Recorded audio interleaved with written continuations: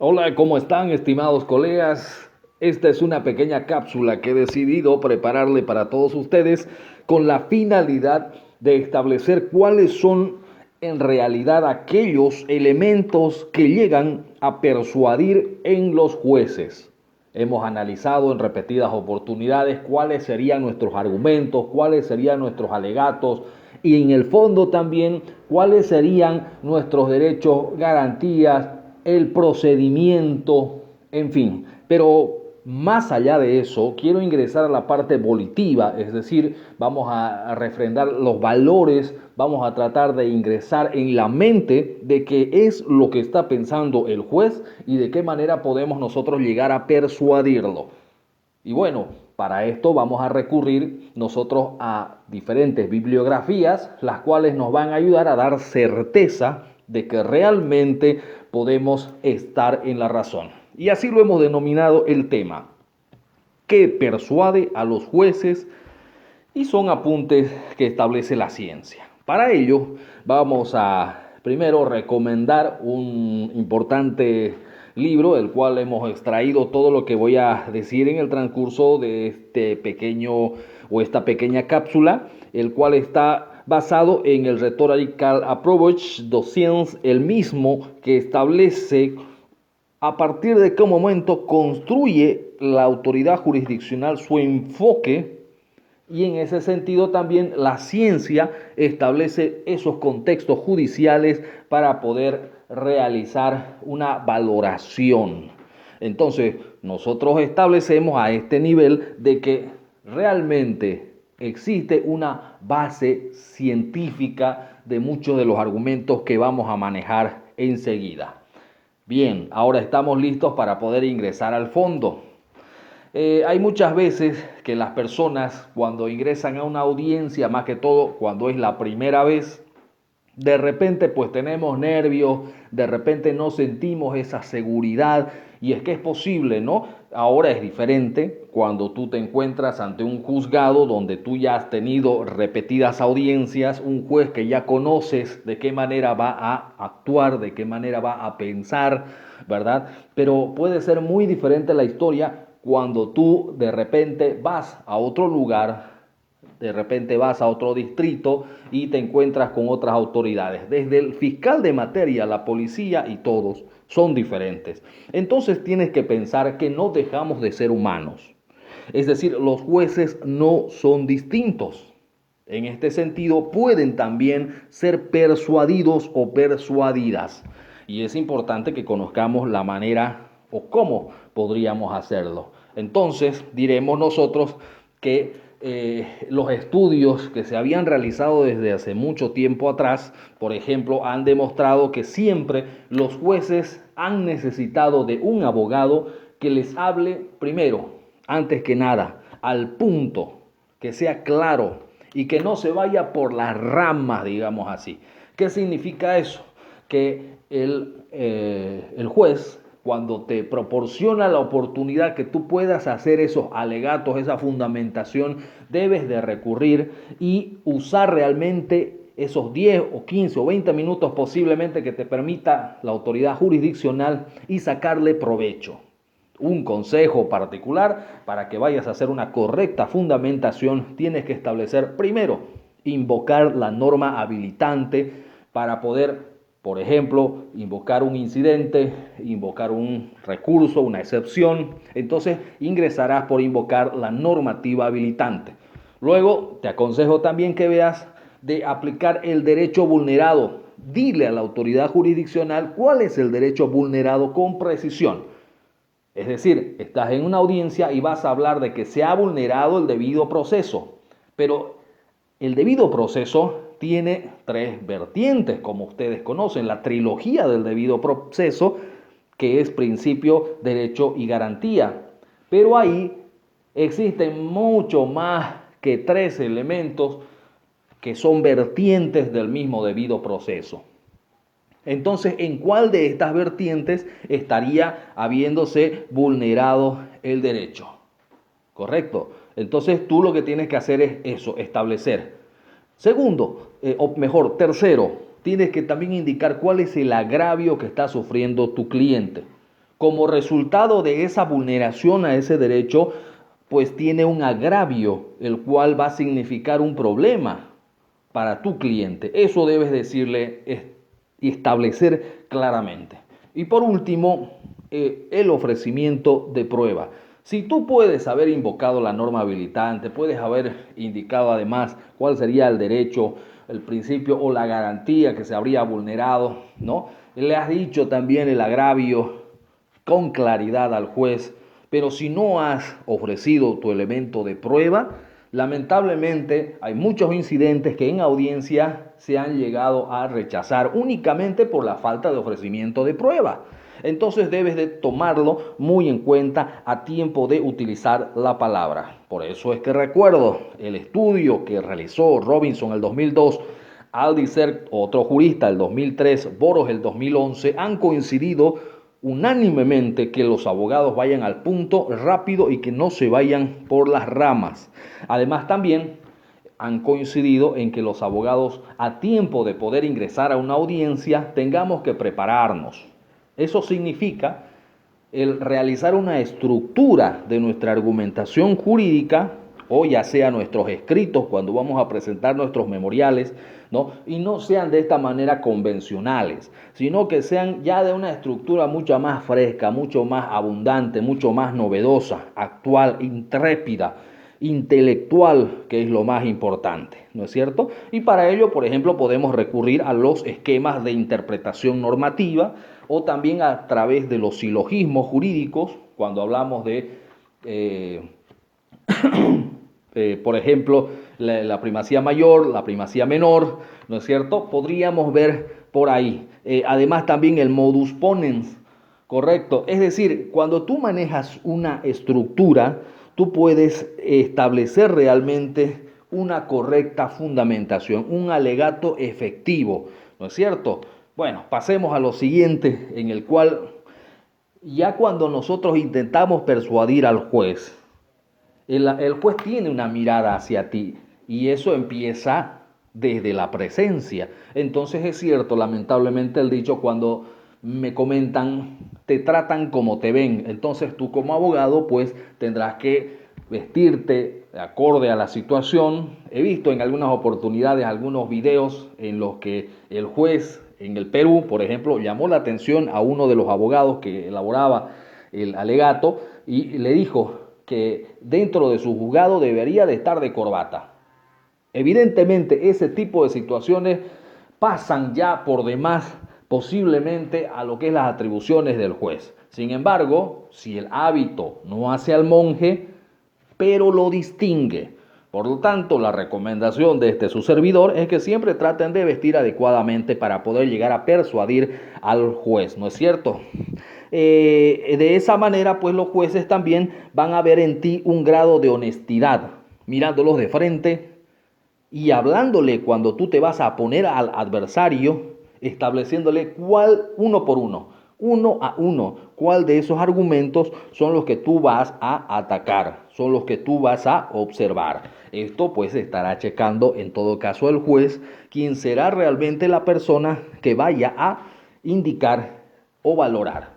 ¿Y cuál es la valoración que le va a dar? La que establece el Código de Procedimiento Penal en su artículo 173, que es propio de los jueces. Hablo de la sana crítica, ¿no? Que la sana crítica respecto a sus diferentes vertientes, las reglas de la lógica, la logicidad, la experiencia y la ciencia. Entonces, cuando tú haces referencia, señor juez, considero que de acuerdo a las reglas de la sana crítica, usted estaría en...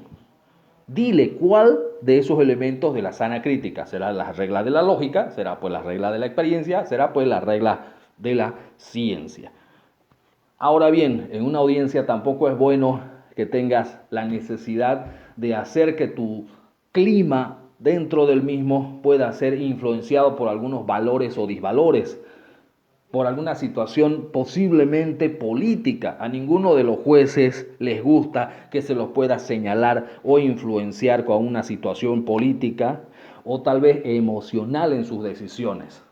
He visto en algunos colegas que en audiencia le dicen, señor juez, usted tiene hijos, como tiene hijos puede sentir. Usted, señor juez, tiene hermanos. Entonces, estamos nosotros recurriendo a sus emociones, ¿no es cierto? Y son cosas que muchas veces a los jueces ayudan a persuadir, pero también no las más efectivas. Pero después de todo, ¿qué realmente dice la ciencia al respecto? Una vez que te escuchan los jueces, cuando tú tienes la oportunidad de poder hablar y poder establecer cada uno de los criterios, ellos tienden a construir historias dentro de su mente, ¿no? Y tratan de darle sentido a lo que tú estás diciendo, como en este momento me estás escuchando. Cuando yo trato de orientarte, entonces tú tratas de recoger las ideas más importantes y le vas dando sentido a cada una de ellas. Ahora bien, además también el señor juez tiene una parte subconsciente como cualquier ser humano, pero él tiene una parte subconsciente específica respecto a sus reflejos, las percepciones, las impresiones, en fin, va sumando todo lo coherente y lo cohesivo. Y yo les voy a decir por qué. La finalidad es establecer una sentencia o una resolución que sea congruente, que sea motivada y que de esta manera pues le dé la certeza a las partes de que se está obrando a cabalidad. ¿Correcto? En ese sentido pues nosotros diremos de que el juez ha sido probo. ¿Por qué? Porque este juez ha elaborado a través de su subconsciente un conocimiento implícito y además también tiene mucho que ver la experiencia del juez para poder afectar a estas sus emociones. Pero por sobre todo ello, identificaremos además que actualmente también hay modelos que van modificando la decisión de un juez, como por ejemplo aquellas que son multidimensionales o aquellas motivaciones legales, emocionales, políticas de la experiencia y pragmáticas. Aquí vamos a decir violentamente que, por ejemplo, para poder recurrir efectivamente ante una autoridad jurisdiccional, necesariamente tenemos que nosotros utilizar diferentes tipos de criterios, no solamente basarnos en el que nosotros tenemos. Vemos en las audiencias que nos vamos a enfrentar con sentencias constitucionales y otro abogado dirá por allá, con sentencias constitucionales no se ganan juicios. Pero ¿qué sucede? La sentencia constitucional, cuando tú vas a elaborar tu argumento, es necesario que hagas notar al juez que no solamente es tu criterio, que no solamente es tu modo de pensar, sino que ese criterio y ese modo de pensar encaja perfectamente en el que una sentencia constitucional que ya ha sido anteriormente llevada por un conjunto de profesionales multidisciplinarios y por un conjunto de profesionales, abogados técnicos jurídicos que han llegado a esa conclusión. Como ves, después de todos estos elementos, ya has acomodado y le has blindado tu estructura para que de esa manera el juez pueda llegar a ser persuadido. Pero por otras cosas también es importante que éstas se lleven a estrategias.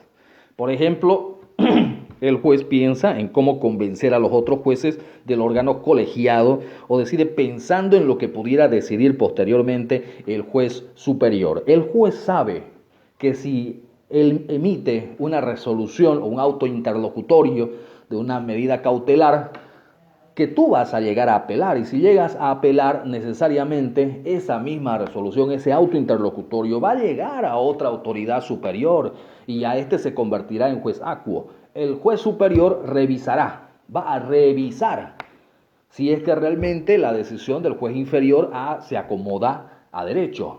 Pero será una revisión técnico-jurídico específica, si es que cumple o no cumple. ¿Y por qué diferencia a la primera oportunidad cuando se realiza una audiencia cautelar? Es la pregunta del millón. Y una posible respuesta sería que cuando se encuentra el juez en audiencia, tiene algo a favor que no tendrán los siguientes jueces en adelante, ya sea en apelación, ya sea en casación, ya sea en revisión extraordinaria de sentencia, etcétera. ¿Cuál es? Es el principio de inmediación. Es decir, en un juicio oral, el juez está observando, mirando a los ojos, observando todos los elementos probatorios que estás desfilando en su audiencia, y en ese sentido él llegará a convencerse o no convencerse de todos esos elementos que llevaste o que hiciste producir en esa audiencia. Ese principio de inmediación es importante, que no será pues más adelante considerado por otras autoridades. Revisarán el fondo técnico jurídico, sí, pero ya no el principio de inmediación que sucedió en el juicio oral. Bien, pasemos. Diferentes y múltiples o diversas motivaciones llegaron a influir en la toma de decisiones de las autoridades jurisdiccionales, ¿no? Y posiblemente eso hacen de que los mismos jueces lleguen a establecer nuevos factores. Así lo dijo Simon Skuritz el año 2013. Es decir, en otras palabras, en sus decisiones los jueces tienden a convertir problemas complejos en problemas simples. Miren, cuando a cabalidad sucede un hecho y tú tratas de subsumirlo a la realidad, debes de establecer cuál es la norma habilitante, la norma que encaja perfectamente a los hechos. Y de esa manera tú le estarás ayudando a la autoridad jurisdiccional para que él pueda convertir la situación compleja y una vez subsumido, una vez encajados los elementos, ya dar la tranquilidad y hacer de algo complejo algo mucho más simple. Por otra parte, en todo caso, quiero agregar un pequeño dato que me parece muy importante y práctico. Es decir, el abogado debe de enfocarse en qué audiencia se encuentra, en qué estado del proceso se encuentra. Vale decir, si está pues ante una audiencia cautelar, buscará la manera de establecer lo que indica el artículo 233, 1 y 2 y el 234, que nos dice el Código de Procedimiento Penal, referente a la subsunción y referente a los peligros procesales. Es decir, si es que te encuentras ante una acción de libertad o algún tipo de acción constitucional, pues tendrás que valerte de indicar si realmente existe o no existe tu solicitud referente a la misma acción que estás impetrando. Si tú te encuentras en un recurso, concéntrate en establecer los agravios, establecer el derecho vulnerado, en establecer la norma habilitante. Concéntrate en qué tipo de audiencia te encuentras. En consecuencia, si estás en un juicio oral, pues tendrás que remitirte a lo que establece el procedimiento respecto a los alegatos iniciales o a los alegatos finales o de clausura. En ese sentido, cada oportunidad que te toque fundamentar o argumentar lo vas a hacer de acuerdo a la situación en la que te encuentres y no así dándole el trabajo al juez de establecer algunos hechos que no tienen nada que ver con tu solicitud o el fondo el cual estás persiguiendo en esa audiencia. Pero realmente a medida que el juez va construyendo activamente estos modelos mentales de la situación, sus percepciones sobre las evidencias van cambiando. Les explico. En un juicio oral, a medida que se van presentando las pruebas de descargo y las pruebas de cargo, el juez va en su mente desarrollando una posible realidad. ¿Para qué? También para poder dosificar la pena en su momento, para ver si la subsunción ha sido correcta, porque no nos olvidemos que incluso hasta el momento de la acusación formal sigue siendo provisional la calificación del tipo penal, ¿no es cierto? A partir de lo que nosotros conocíamos del artículo 284, el 285, el artículo 290, incluso en el tema de querellas también, es posible, porque ya en juicio oral el juez se encargará realmente a través de una sentencia ejecutoriada, el poder dar la certeza a las partes y poder ya de manera clara y evidente establecer si se subsume y se sanciona. Es decir, ya nosotros abarcamos de las otras teorías como la teoría del delito, ¿no? Ya llegamos nosotros a una objetividad al respecto. Bueno, y esto va cambiando en el transcurso del juicio oral. A medida que vaya más elementos de prueba, proveéndose de esa misma manera, vas a poder ir convenciendo al juez en el caso de los jueces de sentencia o al tribunal en el caso de aquellos tribunales colegiados.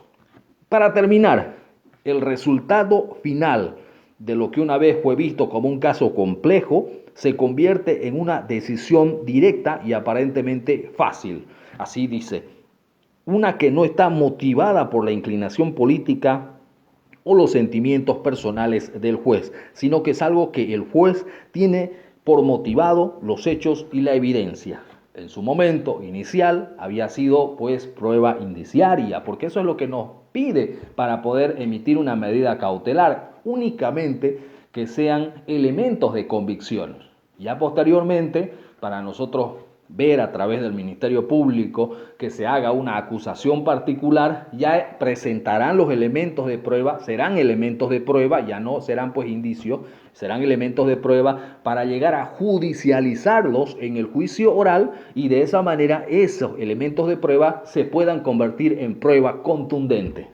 Obviamente, estamos hablando de que el juez tendrá que dar la valoración establecida con los elementos de la sana crítica, que ya habíamos hablado hace un momento, del artículo 173 del Código de Procedimiento Penal, para poder darle la figura y conseguir de esa manera una situación que era aparentemente compleja en una situación mucho más fácil y digerible. La labor de los señores jueces definitivamente es muy importante y también la de los abogados. Con esto quiero enviarles un gran saludo y espero haber ayudado un poco más para poder tener una idea de cómo persuadir a nuestras autoridades jurisdiccionales. Si tú eres juez, tú eres fiscal, desde acá te quiero dar un abrazo grande y síganos a través de la fanpage. Yo soy Marcos Daniel Soruco, un abrazo grande.